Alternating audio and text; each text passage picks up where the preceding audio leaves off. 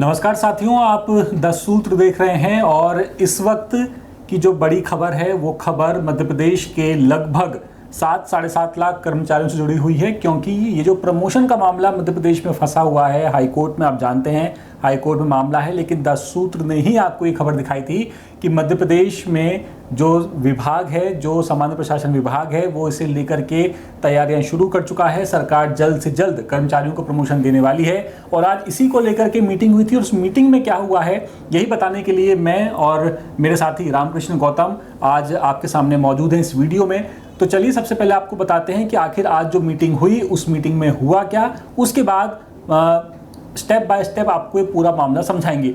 तो सबसे पहले तो आप ये जान लीजिए कि आज जो मीटिंग हुई है उस मीटिंग के बाद जीएडी ने ये साफ कह दिया है अपने अपने अपने विभागों को कि वो अधिकारियों की और कर्मचारियों की लिस्ट बनाएं। लिस्ट में कौन होंगे? लिस्ट में वो नाम होंगे जिन्हें प्रमोट किया जाना है, जिन्हें प्रमोशन दिया जाना है, और ऐसे अधिकारियों के नाम भी उस लिस्ट में शामिल होंगे जो 2029 तक की लिस्ट तैयार करने के लिए कहा गया है। साफ तौर पर मैं आपसे बताऊं कि ये बोला गया है कि आप तो 2029 तक की लिस्ट तैयार कीजिए। उन अधिकारियों को, उन कर्मचारियों को ध्यान में रखते हुए इस पूरी लिस्ट को तैयार करने की बात कही गई है। और इसमें जो आज बड़े विभाग शामिल थे बैठक में, अगर मैं आपको नाम बताऊं विभागों के, तो इसमें सामान्य प्रशासन विभाग यानी कि कार्मिक, इसके अलावा औद्योगिक नीति एवं निवेश प्रोत्साहन विभाग, किसान कल्याण एवं कृषि विकास विभाग, योजना आर्थिकी एवं सांख्यिकी विभाग, सूक्ष्म लघु एवं मध्यम उद्यम यानी कि एमएसएमई विभाग, मछुआ कल्याण, उच्च शिक्षा विभाग, जल संसाधन, श्रम विभाग, लोक स्वास्थ्य यांत्रिकी, सामाजिक न्याय एवं निशक्तजन कल्याण विभाग, संस्कृति विभाग, इसके अलावा तकनीकी शिक्षा कौशल और वाणिज्य कर विभाग, उद्यानिकी एवं खाद्य, जेल विभाग, जनजाति कार्य विभाग, लोक निर्माण विभाग, परिवहन विभाग, कुटीर एवं ग्रामोद्योग विभाग, यानी कि लगभग 20 ऐसे विभाग थे जो आज इस मीटिंग में शामिल हुए। अब राम, जरा आप बता दीजिए कि जो नया फॉर्मूला तय किया गया है प्रमोशन का, वो फॉर्मूला क्या है हमारे दर्शकों को? फॉर्मूले का सबसे बड़ा पॉइंट ये है कि खाली पदों को वर्गों में बांटना है। कैसे बांटना है? जितने पद खाली होंगे उन्हें SC, ST, SC 16% है, रिजर्वेशन मध्य प्रदेश में ST 20% है, और अनारक्षित हिस्सों में बांटा जाएगा। दूसरा पॉइंट ये है कि पहले SC, ST वर्ग के पद भरे जाएंगे, फिर बाकी पदों के लिए सभी दावेदारों को मौका मिलेगा। ये लिस्ट 2 तरह से बनेगी, क्लास 1 और क्लास 2 ऑफिसर्स और उनके नीचे के हिसाब से। तो पहली कैटेगरी में रखे गए हैं क्लास 1 ऑफिसर्स, जैसे डिप्टी कलेक्टर, तो इनके लिए लिस्ट मेरिट और सीनियरिटी दोनों के आधार पर बनेगी। क्लास 2 और नीचे के पदों के लिए लिस्ट सीनियरिटी के आधार पर बनाई जाएगी। यहाँ सबसे इम्पोर्टेंट पॉइंट एक और सामने आ रहा है कि ACR बहुत ज़रूरी मानी जाएगी, अनिवार्य मानी जाएगी प्रमोशन के लिए। ACR मतलब गोपनीय रिपोर्ट। प्रमोशन के लिए कर्मचारी की गोपनीय रिपोर्ट का अच्छा होना ज़रूरी है। बीते 2 साल में कम से कम एक रिपोर्ट आउटस्टैंडिंग होनी चाहिए, या बीते 7 साल में कम से कम 4 रिपोर्ट A+ होनी चाहिए। और अगर किसी कर्मचारी की गलती से उसकी ACR नहीं बनी है तो तय है कि उसका प्रमोशन नहीं होगा। अब ये जो पूरा मामला है, ये पूरा मामला शुरू हुआ लोक सेवा पदोन्नति नियम 2025 के विरोध के बाद। किसने विरोध किया? कुछ संगठन हैं जो कर्मचारियों के लिए काम करते हैं, जिनमें एक संगठन है अजाक्स, जो सामान्य और पिछड़ा वर्ग कर्मचारियों का मध्य प्रदेश में प्रतिनिधित्व करता है। उसी के बाद से ये पूरा मामला सामने आया। जून 2025 में सरकार ने प्रमोशन रूल्स बना दिए थे, लागू भी कर दिया था, लेकिन प्रमोशन प्रक्रिया शुरू होने के ठीक पहले इसमें याचिका लग गई, हाई कोर्ट में मामला पहुंच गया। तब से ये मामला अभी भी लटका हुआ है। फरवरी 2026 में ही लगभग 135-140 दिन पहले निर्णय आ चुका है, मतलब रिजर्व है निर्णय, हर्ड एंड रिजर्व है, अभी तक वो फैसला आया नहीं है। इसी बीच 29 तारीख की, यानी आज की सामान्य प्रशासन विभाग की जो बैठक हुई थी, उस बैठक में साफ तौर पर ये मंशा समझ में आ रही है सरकार की कि सरकार बहुत जल्द प्रमोशन करने के मूड में है और इसके लिए वो सामान्य पिछड़ा वर्ग कर्मचारी संगठन यानी सपाक्स के विरोध को दरकिनार कर देगी, इसमें कोई शक नहीं है। जैसा अतुल ने बताया कि पदोन्नति नियमों के आधार पर नई लिस्ट तैयार करने को कहा गया है, ताकि मुख्यमंत्री से निर्देश मिलने के बाद, उच्च स्तरीय फैसले के बाद इस पर एक्शन लिया जा सके। इसमें खास बात यह है अतुल कि सामान्य प्रशासन विभाग ने दीगर विभागों से SC, ST और अनारक्षित पदों पर काबिज अफसरों की सूची मांगी है और ये सूची मांगने का कारण साफ साफ यही समझ में आ रहा है और इससे जो संकेत मिल रहे हैं वो ये मिल रहे हैं कि एसटी, एससी और अनारक्षित पदों पर काबिज अफसरों के चलते उनके प्रमोशन के लिए सरकार सामान्य और पिछड़ा वर्ग के अधिकारियों को दरकिनार कर रही है। ये चीज़ समझ में आ रही है। 1 साल पहले पदोन्नति नियम जो जारी हुए थे उस मामले में हाई कोर्ट का फैसला अभी तक नहीं आया है। फैसला सुरक्षित रखा गया है, कब आएगा अभी आसार जताए जा रहे हैं। 10 सूत्र को जो जानकारी मिली है अंदर खाने से, उसके मुताबिक 10 एक दिन में सरकार इस सारे मामले को निपटाने के मूड में है और आज की जो बैठक थी उससे भी यही मैसेज क्लियर मिल रहा है।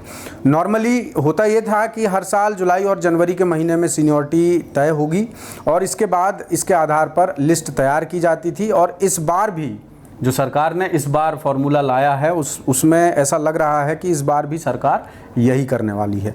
अब अगर हम 2029 तक की स्थिति में देखें, यानी अब से 3 साल बाद की स्थिति में अगर हमने देखें जिस तरीके से जीएडी ने लिस्ट मंगाई है, तो उससे मुझे ऐसा लग रहा है कि सरकार बहुत लंबी प्लानिंग लेके चल रही है। 3 साल तक का सरकार को इससे मतलब नहीं है कि मुख्यमंत्री कौन रहेगा नहीं रहेगा, ये अलग बात है, लेकिन कर्मचारियों के मामले में सरकार एक पक्ष को दरकिनार कर दूसरे पक्ष को तवज्जो देने के मूड में आ गई है। बिल्कुल, और इसमें जो हमारे दर्शक हैं वो भी यही सवाल उठा रहे थे बार बार कि जब मामला हाई कोर्ट में तो सरकार प्रमोशन कैसे दे सकती है। लेकिन जैसा कि अभी आपको राम ने बताया कि सरकार ने साफ कहा कि कोर्ट का इसमें सरकार ने ही कहा है कि हर साल जुलाई और जनवरी के महीने में जो लिस्ट है, सीनियरिटी की जो लिस्ट है वो लिस्ट तैयार होती है। हम तो उसी के तहत लिस्ट तैयार कर रहे हैं, सरकार का ये मानना है। और सरकार ये सोच रही है कि 2029 तक की स्थिति में जो कर्मचारी होंगे इस लिस्ट के अकॉर्डिंग उन्हें प्रमोशन दिया जाएगा, सरकार ये मान करके चल रही है। अब इसमें हो ये रहा है कि जो अधिकारी हैं, जो कर्मचारी हैं, उनके ही बीच में काफ़ी असमंजस है। वो इस बात को लेकर के बैठक में जो उप सचिव लेवल के अधिकारी शामिल हुए, सचिव लेवल के अधिकारी शामिल हुए, उनका ये कहना है कि जीएडी के निर्देशों के आधार पर 2029 तक की सीनियरिटी की लिस्ट अभी तैयार करा रहे हैं और जीएडी को हम जल्द सौंप भी देंगे। लेकिन क्योंकि मामला अब ये समझ में नहीं आ रहा है कि मामला हाई कोर्ट से क्लियर होगा कि सरकार कुछ बीच का रास्ता निकाल लेगी, इनको प्रमोशन दे देगी, इसी को लेकर के बहुत मामला उलझा हुआ है राम। बिल्कुल, तो यहाँ जैसा मैंने कहा ना कि एक धड़ा है सपाक्स कर्मचारी संगठन का, एक है अजाक्स। सपाक्स जो है वो सामान्य और पिछड़ा वर्ग कर्मचारियों का प्रतिनिधित्व कर रहा है और वही इस प्रमोशन नियम का विरोध कर रहे हैं। उनका कहना यह है कि सरकार आखिर इतनी विसंगतियों के बाद आखिर क्यों आमादा है 2025 का पदोन्नति नियम लागू करने को। और इसी बीच अब चूंकि सपाक्स विरोध कर रहा है तो सरकार ने जो है एसटी, एससी और अनारक्षित पदों के कर्मचारियों की सूची मांग रही है, अफसरों की सूची मांग रही है। तो इससे तो अतुल यही संकेत और संदेश मिल रहा है कि सरकार ने सामान्य वर्ग, अल्पसंख्यक, पिछड़ा वर्ग जो है उसकी मांग ना मानते हुए, उसके विरोध को दरकिनार करते हुए एसटी, एससी और अनारक्षित वर्ग के अधिकारी कर्मचारियों की लिस्ट बनवा रही है और उसी आधार पर प्रमोशन देगी। और शायद इसको कोर्ट में कानूनी तौर पे सरकार साबित भी कर सकती है, क्योंकि विरोध यहाँ पर सपाक्स कर रहा है अपने पॉइंट्स को लेकर। ये तो बिल्कुल तय है कि जब भी प्रमोशन मिलेगा एक वर्ग नाराज होगा, बिल्कुल होगा, ये बात बिल्कुल तय है। अब सरकार किसे नाराज करना चाहती है, किसे नाराज नहीं करना चाहती है, उस पर डिपेंड करता है। और हमने ही कई बार खबरें दिखाई है अपने दर्शकों को कि जब हाईकोर्ट ने उस वक्त सरकार से डेटा मांगा था कि आप तो हमको डेटा दीजिए कि आपके किस विभाग में कौन सा कर्मचारी किस पद पर है, बिल्कुल कब से काम कर रहा है, ये सारी चीजें मांगी। सरकार वो आंकड़े बिल्कुल लीक प्रूफ आंकड़े पेश नहीं कर पाई थी उस वक्त भी। कोर्ट ने बार बार उसको टाइम दिया कि आप जाइए, आप बिल्कुल एग्जैक्ट लेकर के आइए कि हमारा ये अधिकारी, ये कर्मचारी इस पद पर काम कर रहा है, इसको यहाँ पर प्रमोशन मिलेगा, इसको यहाँ पर एडजस्ट करेंगे। ये सब कुछ मांगा गया था सरकार से, हाई कोर्ट ने मांगा था। लेकिन क्योंकि मामला फिलहाल हार्ड एंड रिजर्व है हाई कोर्ट में, और हमने ही आपको खबर बताई थी कि अब ये जो मामला है ये हाई कोर्ट में लिस्ट हो गया है सुनवाई के लिए फिर से, लेकिन किसी जज की बेंच में अभी तक लिस्ट नहीं हुआ है। तो ऐसे में 50-50 चांस ऐसे बन रहे हैं फिलहाल कि इस मामले की सुनवाई भी दोबारा शुरू हो सकती है, या तो हो सकता है कि जो हार्ड एंड रिजर्व रखा गया है फैसला, वो फैसला सुना दिया जाए। लेकिन क्योंकि अब हार्ड एंड रिजर्व जो फैसला रखा गया है उसको सुनाने के जो चांसेस है वो बहुत कम हो गए हैं, क्योंकि जो हाई कोर्ट के जज थे जिनकी बेंच में मामला चल रहा था उनका हो चुका है ट्रांसफर। इसीलिए अब ये जो केस है वो लिस्ट दिखा रहा है हाई कोर्ट में दोबारा से। अब क्योंकि मामला राम लगभग 10 साल पुराना हो चुका है, 10 साल से कर्मचारियों को प्रमोशन नहीं मिला है, कई कर्मचारी रिटायर हो चुके हैं, इसीलिए सरकार भी अब शायद ये मान के चल रही है कि अब इस मामले को ज़्यादा लंबा ना खींचा जाए, क्योंकि मामला कोर्ट जाना ही है, वो बिल्कुल तय है। आप जिस वर्ग को नाराज करेंगे हो सकता है वो वर्ग कोर्ट चला जाए।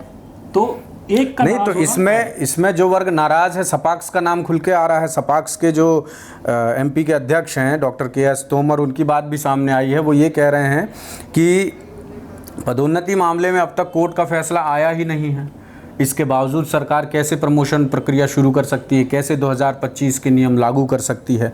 और उन्होंने कुछ पॉइंट्स भी गिनवाए हैं, कुछ तर्क और कुछ दलीलें भी हैं उनकी कि अगर 2025 से ही नए नियम लागू किए जाते हैं तो 2016 से 2025 के बीच प्रभावित कर्मचारियों और इस दौरान रिटायर्ड जो कर्मचारी हैं उनके हितों की अनदेखी होगी। वो कंपनसेशन कैसे होगा, उनको न्याय कैसे मिलेगा। संगठन का दावा है कि नए नियमों में कुछ ऐसे प्रावधान हैं जिनसे पदोन्नति प्रक्रिया में सामान्य, पिछड़ा वर्ग और अल्पसंख्यक वर्ग के कर्मचारियों का भारी नुकसान हो सकता है। वरिष्ठता निर्धारण, कॉमन विवरण सूची, आरक्षित वर्ग के अधिकारियों को अनारक्षित रिक्तियों में विचारण, प्रतीक्षा सूची की व्यवस्था और बैकलॉग पदों के भविष्य को सुरक्षित रखे जाने जैसे प्रावधान 2025 के नियम में शामिल है, जिसका सपाक्स विरोध कर रहा है। अब एक और जानकारी हमारे पास है, वो ये है कि 10 साल से जो प्रमोशन रुके हुए हैं, किस विभाग पर कितना असर पड़ रहा है, ज़रा वो भी बताइए दर्शकों को। बिल्कुल, देखिए जो हमारे पास जो डेटा है उस डेटा के मुताबिक लगभग 10 साल से प्रमोशन रुके हैं, आप जानते हैं, और इससे करीब 2 लाख कर्मचारियों और अधिकारियों को सीधा नुकसान है, सीधा 2 लाख। बिल्कुल। अब इसको आप 4 गिनिए, 2 को क्यों? क्योंकि 2 तो ये हैं जो काम कर रहे हैं। बिल्कुल। अगर इन्हें प्रमोशन मिल गया होता तो ये पद खाली होते। बिल्कुल। तो ये पद खाली होते तो कोई और आता, किसी और को भर्ती मिलती, किसी और को ज्वाइनिंग मिलती, यानी सीधा 4 लाख लोग प्रभावित हैं प्रमोशन ना मिलने से पिछले 10 सालों में। अब इसके अलावा फिर प्रमोशन नहीं हो रहा है, तो प्रमोशन नहीं होने से सबसे ज़्यादा असर पड़ा हुआ है किस पर? जल संसाधन, पीएचई, नर्मदा घाटी विकास प्राधिकरण, ये जो विभाग है इन पर सबसे ज़्यादा असर हुआ है। इसके अलावा पीएचई विभाग में तो कार्यपालन यंत्री यानी कि ईई के 127 पद स्वीकृत हैं, लेकिन इसमें से सिर्फ 15 कार्यपालन यंत्री नियमित रूप से पोस्टेड हैं। ये स्थिति है फिलहाल विभाग के अंदर। इसके अलावा 112 पद प्रभार व्यवस्था के जरिए चलाए जा रहे हैं और पीएचई विभाग में मुख्य अभियंता यानी कि ईएनसी के 3 पद मंजूर हैं, और लेकिन 1 ईएनसी एससी और 2 ईएनसी एसटी वर्ग से फिलहाल यहाँ पर हैं जो काम कर रहे हैं। इसके अलावा प्रमोशन नहीं होने से ईएनसी जैसे जो ऊंचे लेवल के पद हैं वो भी सिर्फ और सिर्फ प्रभार के भरोसे चल रहे हैं, यानी कि भगवान भरोसे ही चल रहे हैं। और अगर नई लिस्ट तैयार होती है और प्रमोशन नहीं हुए तो स्थिति और भी गंभीर हो सकती है। यानी कि कुल मिलाकर के सरकारी कर्मचारियों के लिए फिलहाल की जो स्थिति है वो ऐसी है कि ना तो कोर्ट की तरफ से कोई राहत मिल रही है, और जो सरकार के अंदर जो प्लानिंग चल रही है इस प्रमोशन को लेकर के, इसकी जो खिचड़ी पक रही है, इस खिचड़ी में से किसको कितना मिलेगा ये भी अभी फिलहाल किसी को कुछ पता नहीं है। राम, वही तो बात है ना कि प्रमोशन नहीं होने से इस तरह की खिचड़ी लगभग हर विभाग में बन रही है, कमोबेश पूरे विभागों में यही स्थिति है। अब हो क्या रहा है इस वजह से हो ये रहा है कि सरकार के पास प्रमोशन के विरोध को लेकर लगातार शिकायतें पहुंच रही हैं, संगठन विरोध कर रहे हैं, सो अलग, वो तो हम कई बार अपने दर्शकों को बता चुके हैं। ऐसे में आज की जो बैठक थी अतुल 29 तारीख की सामान्य प्रशासन विभाग में, तो इसमें एक पॉइंट बहुत गंभीरता से गौर करने लायक है। वो ये है कि सरकार ने जो कहा है, जीएडी ने जो कहा है सभी विभागों से कि वो अपने अपने विभागों में 2029 तक के एसटी, एससी और अनारक्षित वर्ग के अधिकारी कर्मचारियों की लिस्ट प्रोवाइड कराएं। तो ये मसला जहां तक देखने में आ रहा है, ये समझ में आ रहा है कि एक मंशा है सरकार की कि सरकार को एक वर्ग की नाराज़गी से कोई मतलब नहीं है। सरकार सिर्फ ये करना चाहती है कि हम जो भी नियम हमें पता है, जो अब तक प्रक्रिया चलती आई थी, उसके तहत हम प्रमोशन करके रहेंगे। कोई नाराज़ हो तो हमें कोई मतलब नहीं, खुश हो तो हमें कोई मतलब नहीं। हमें सिर्फ और सिर्फ इस बात को, इस मसले को, इस विवाद को अंजाम तक पहुंचाना है। विरोध होगा तो फिर देखेंगे, फिर कोर्ट में मामला जाएगा, फिर से नई हियरिंग शुरू होंगी, फिर से नए पैंच फंसेंगे। तो कुल मिलाकर ये है कि 2025 जून से अब तक हम बैठे हुए हैं, आज जून की 29 तारीख है, तो 1 साल ऑलमोस्ट पूरा हो चुका है। इस 1 साल के दौरान ये कह सकते हैं हम कि विभागीय प्रक्रियाओं के इतर, कानूनी प्रक्रियाओं के इतर ज़मीन पर इन 1 सालों में कोई काम नहीं हुआ है। तो अब ये देखने वाली बात होगी कि इस बैठक के बाद जो लिस्ट मंगाई गई है सामान्य प्रशासन विभाग से, सभी विभागों से। तो देखते हैं कि वो विभाग क्या जवाब देते हैं, किस तरह की चीज़ें सामने आती हैं। पर फिलहाल यही समझ में आ रहा है कि सरकार प्रमोशन का ये जो विवाद है इसे सुलझाने के मूड में है। अब उसके लिए चाहे सरकार को कुछ भी करना पड़े, वो अपनी विभागीय प्रक्रिया अपनाएगी, कानूनी जानकारों की मदद ली जा रही है। तो देखते हैं कब तक ये मामला निपटता है। जैसे ही कोई अपडेट सामने आता है हम आप तक नई जानकारी लेकर ज़रूर आएंगे। तब तक के लिए हमें दीजिए इजाज़त। नमस्कार। लेटेस्ट, इन्वेस्टिगेटिव और इन डेप्थ खबरें देखने के लिए ज्वाइन कीजिए द सूत्र का व्हाट्सएप चैनल, सब्सक्राइब कीजिए यूट्यूब चैनल, लाइक कीजिए फेसबुक पेज और पढ़ते रहिए www.daसूत्र.com।